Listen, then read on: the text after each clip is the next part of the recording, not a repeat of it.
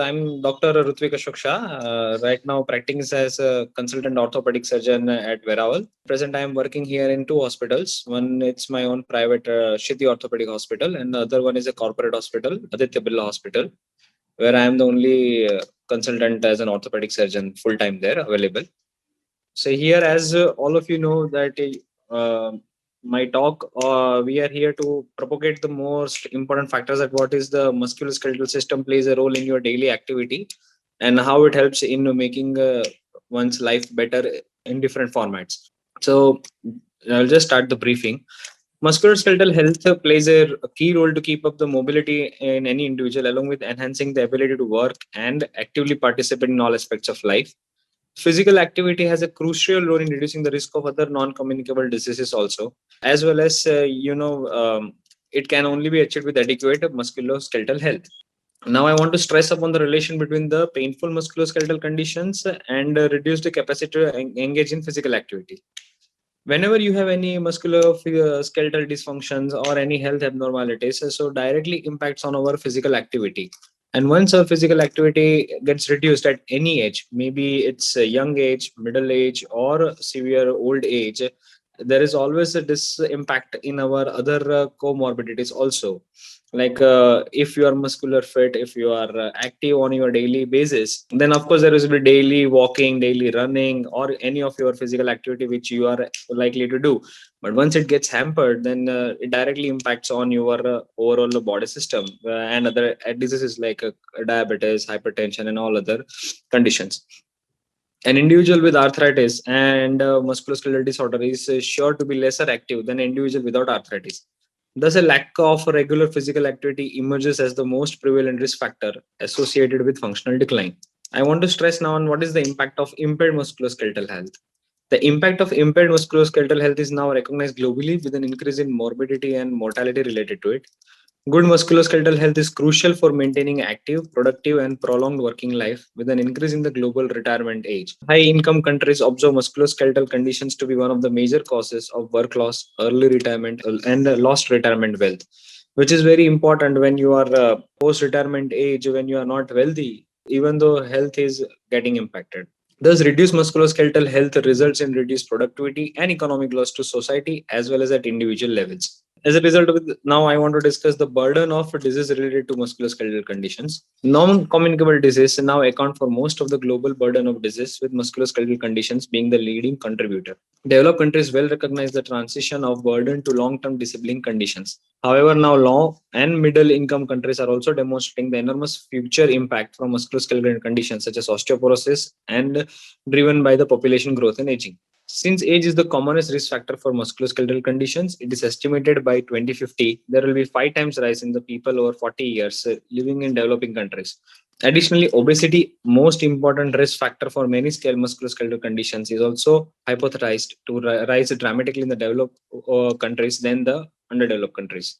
Furthermore, increased use of motor vehicles is not only reducing physical activity on a daily basis, but also increases the members of a motor vehicle accidents and resulting in musculoskeletal trauma and disorders. The role of physical activity and sedentary behavior in musculoskeletal health is very important.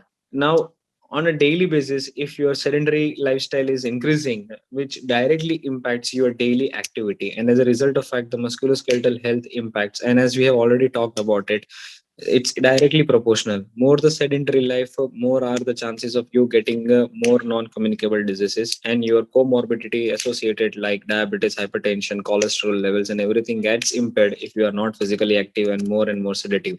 As a doctor also, we have to be very strict about our regimen, because in our senior age groups we have seen people who are working very hard but have more sedentary work style habit. They have always issues with other comorbidities, diabetes, hypertension, and nowadays with increased stress, work, and everything, there are more chances of getting early onset hypertension. And we have heard in the recent events that young age people are also getting myocardial infarctions without having any comorbidities at an early stage. WHO recommendation on a physical activity for healthy individuals, at least the WHO is recommending nearly 2 hours per week of moderate physical activity, or about 20 minutes per day of any moderate physical activity, which can include a fast walk or jog or swim or any physical sports you want to engage but on a daily basis, at least 5 times a week.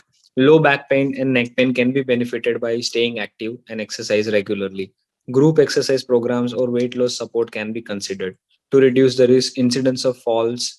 Balance and strength training, home hazard assessment, participation in falls prevention programs, and getting involved in activities like gardening, dancing, etc. helps. Osteoarthritis has been shown to benefit from activities and exercise that improve the muscle strength, and aerobic fitness like walking, swimming, pilates, weight load support can be rendered if required. Aging is inescapable. I cannot say I don't want to age. It is not possible, absolutely. But it can be made easy and healthy with the help of exercise. My age can be 60 years, but on paper, but physically and mentally, I can be as strong as 40 if I plan to be. A European Society for Clinical and Economical Aspects of Osteoporosis, Osteoarthritis, and Musculoskeletal Diseases Task Force recommended higher protein intake in combination with physical exercise in postmenopausal women at risk of developing menopause associated musculoskeletal disease like osteoporosis. Physical exercise programs improve strength and balance in aging women with osteoporosis. Additionally, fragility fracture risk associated with osteoporosis can be decreased by following an exercise program, as exercise increases bone density and reduces inflammatory markers. Thus, having an active lifestyle from an early age will promote you to have a more active lifestyle even in your middle age, and hence have a better retirement age. There is an important relation between obesity and musculoskeletal diseases. A surge in the sedentary behavior and unhealthy diet habits have caused a global obesity epidemic, along with a sharp rise in the incidence of type 2 diabetes.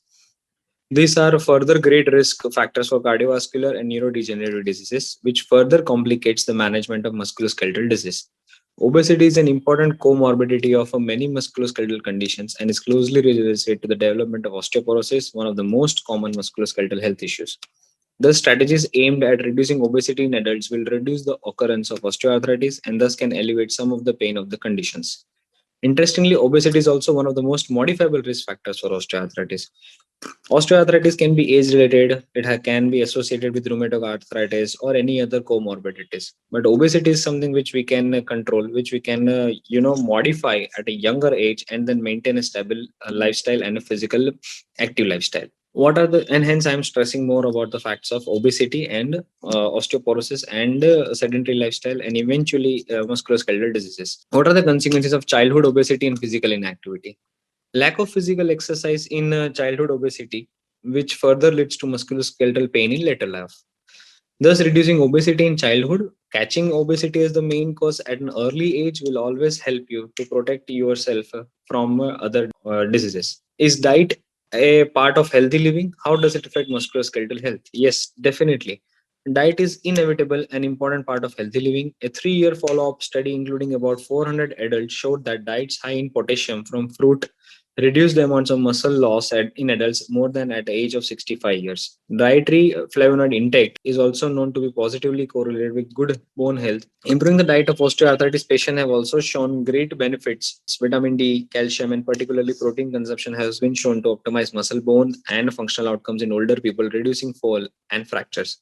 Calcium and protein synergistically optimize bone health. Thus, dietary strategies for improving musculoskeletal health should include a consumption of long chain fatty acids, vitamin D, and K, which helps in bone and cartilage mineralization and decreasing blood cholesterol levels. Antioxidants rich diet may benefit athletes by improving tissue repair. Sarcopenia elderly people can be benefited by combining exercise with a dietary supplement of whey protein fortified with vitamin D, as it increases muscle and mass strength. And most important, if we talk about different generations in our life, like I am working in a peripheral place where I see more of patients who are villagers and farmers and all. So in the same house, a father is a farmer and the son is also a farmer, but the father is absolutely fit, whether it is knee joint, whether it's shoulder joint, but the son is not. There are a few factors which I want to stress upon it. Initially, our few senior generations, they used to eat pure food, no adulteration. Plus, there were no two wheelers or four wheelers for their mobilization.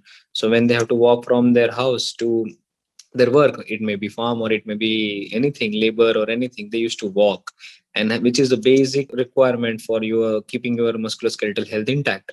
And now, as in our generations, even if you want to go just buy a bag of milk, we will just start our activas or two wheelers to go for that. And hence that small walks are also been hindered in our generation. And hence those things should be caught at an early age in childhood. Children should not be promoted to go for more sedentary lifestyles. Eating healthy is one of the most important thing. You should be knowing about your macros and micronutrients, what your diet intake is all compound of, and this all collectively should help you.